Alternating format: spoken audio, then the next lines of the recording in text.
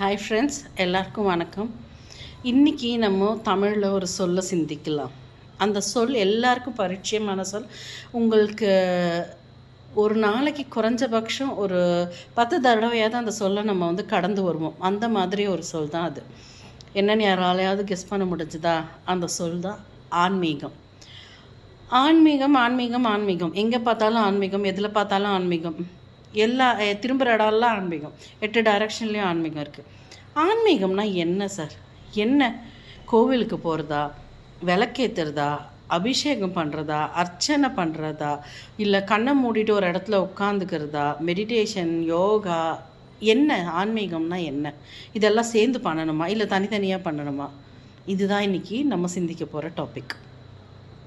ஆன்மீகம் அப்படிங்கிற சொல்லோட விளக்கம் என்ன அப்படின்னா, ஆன்மாவை மீட்டு எழச் செய்தல். அதாவது உங்கள் ஆன்ம நிலையை மீட்டு, இப்போ இருக்கிற நிலைமையிலேருந்து அதை மீட்டு எழச் செய்கிறது, இன்னும் மேலோங்கி அதை வளர செய்கிறது தான் ஆன்மீகம். இன்றைக்கி நம்ம இந்த பிறவியில் எல்லாருமே கஷ்ட நஷ்டம் துன்பங்கள் எல்லாத்தையும் பார்த்து அப்பப்போ நடுவில் ஒரு ரீசார்ஜ் ஆகிற மாதிரி இன்பங்களும் வந்துட்டு போகுது.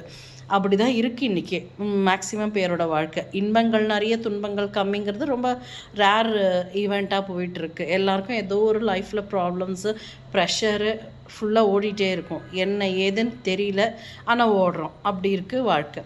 ஸோ இந்த மாதிரி ஒரு நிலைமையில இந்த ஆன்மீகம்னு அது பின்னாடியும் நம்ம ஓடுறோம். மற்றதுக்கெல்லாம் எப்படி ஓடுறோமோ ஆன்மீகம் பின்னாடியும் நம்ம அப்படியே ஓடுறோம்.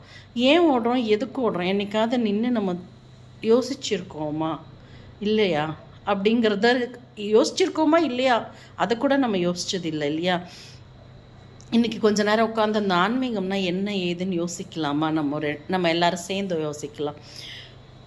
நம்ம ஏதோ புல்லாகி பூடாய் அந்த மாதிரி பல பிறவைகள் எடுத்திருப்போம், ஏதேதோ ஜென்மங்கள் எடுத்திருப்போம், என்னென்னவோ பிறந்திருப்போம், அதில் என்னென்னவோ தவறுகள் செஞ்சுருப்போம், நல்லது செஞ்சுருப்போம், பாவ புண்ணியங்கள் சேர்த்துருப்போம். அது எல்லாத்தையும் சேர்த்து ஒரு பண்டில் ஆக்கிட்டு அதுலேருந்து ஒரு போர்ஷனை எடுத்துட்டு தான் இப்போது இந்த ஜென்மத்தில் நானாகவும் நீங்களாகவும் நம்ம பிறந்திருக்கோம். அந்த போர்ஷனுக்கான வினைகள், அந்த ஆக்ஷனுக்கான ஒரு ரிசல்ட்டை தான் இப்போ நம்ம அனுபவிச்சிட்ருக்கோம் இல்லையா?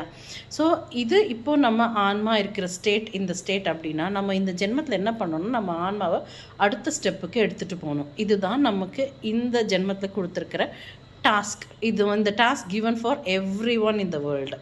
ஸோ அவங்கவுங்க மதத்துக்கு ஏற்ற மாதிரி, அவங்கவுங்க பழக்க வழக்கங்களுக்கு ஏற்ற மாதிரி எல்லாருக்குமே இந்த டாஸ்க் இருக்குது. ஆனால் அதை நம்ம கரெக்டாக புரிஞ்சுக்கிறோமா, அதோட ரூல்ஸை ஃபாலோ பண்ணுறோமா அப்படிங்கிறது தான் மேட்ரு.